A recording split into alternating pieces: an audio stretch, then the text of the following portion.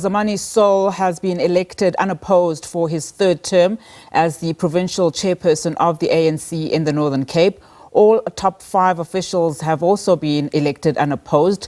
There are no changes to the provincial leadership. Deshi Ngxanga continues as the party's secretary and Fufe Makatong as the treasurer. The conference wraps up on Thursday. SABC News senior reporter Samkele Maseko joining us now. Samkele, of course, no changes to the leadership. This is a party where in the Northern Cape, the ANC has a 49% support. Quite a lot of work cut up for this new leadership.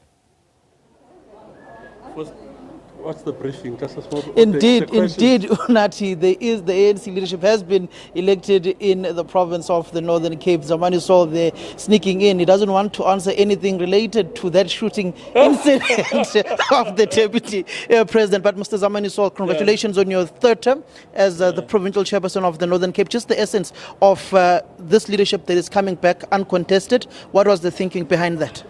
I think it's a display of unity in the province, and I'm certain if you check the report of the SG when we went to the last national conference of the ANC, he said in the organizational report that the Northern Cape is the most united province of the ANC in the country, and here is just a display of that unity. The province is rock solid, and there's no real issues, and we went in yesterday.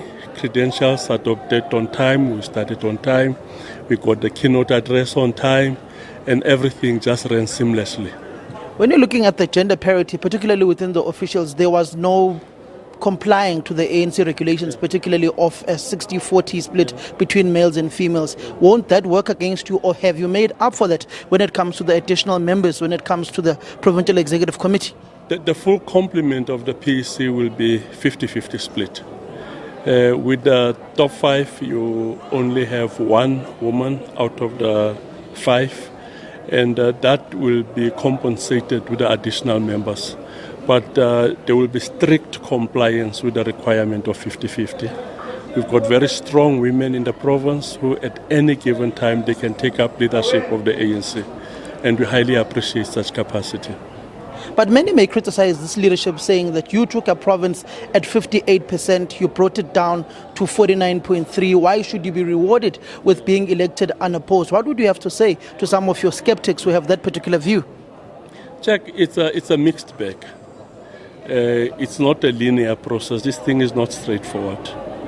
If we conducted our own research in the province about what was the real cause for the people not to vote for the ANC, and particularly our stronghold, it is stayed at home.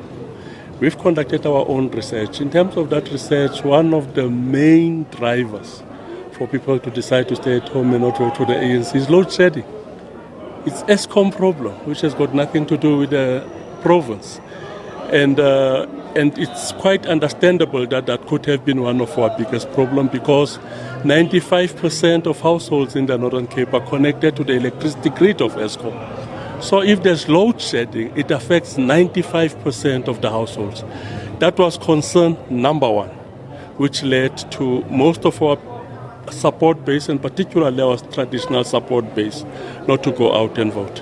When you look at the Northern Cape as a whole, particularly the economic growth of this particular province, very rich when it comes to the possibility of renewable energy, but you don't have the power transmission lines. What are the discussions around building these new transmission lines, which will be a public-private partnership?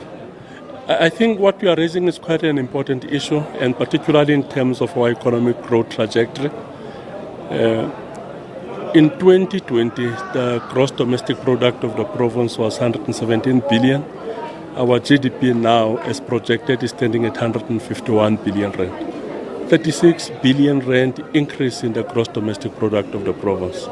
That came with about 100,000 new jobs that have been created. So the economic growth in the province, its growth is also brought about job opportunities. It's not a jobless growth. That's what we've experienced over the past 4 years. One of the main driving factors for that growth is renewable energy.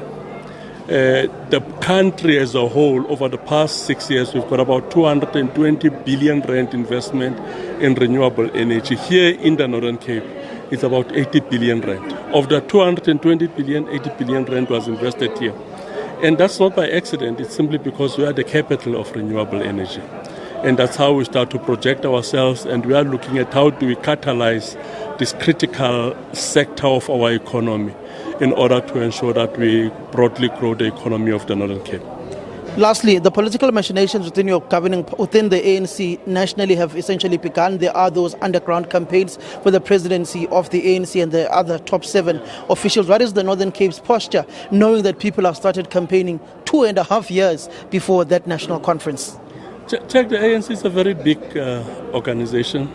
We are the biggest in the country and oldest and biggest liberation movement on the African continent. And when we go to a national conference, and particularly this national conference, where there will be a transition of leadership, I think everybody knows that the president is doing his last term, does not have any ambitions to extend that to do a third term.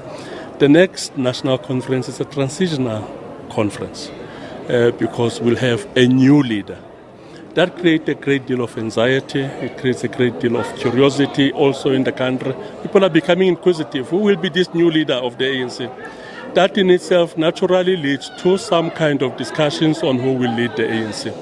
But we've taken a view as the province that we are not going to engage ourselves into that because we are sitting with one single biggest challenge just next year, which is the local government elections. We want to ready ourselves for the local government elections, and we want to perform much better in those elections than we did last year.